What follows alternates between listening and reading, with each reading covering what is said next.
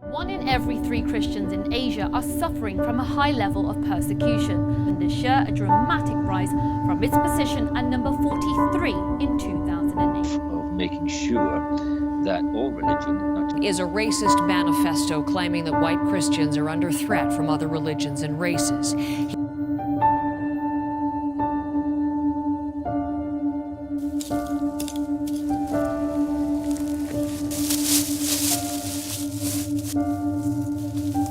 I have a Bible, but I must be careful. But we're not free to share our faith with others.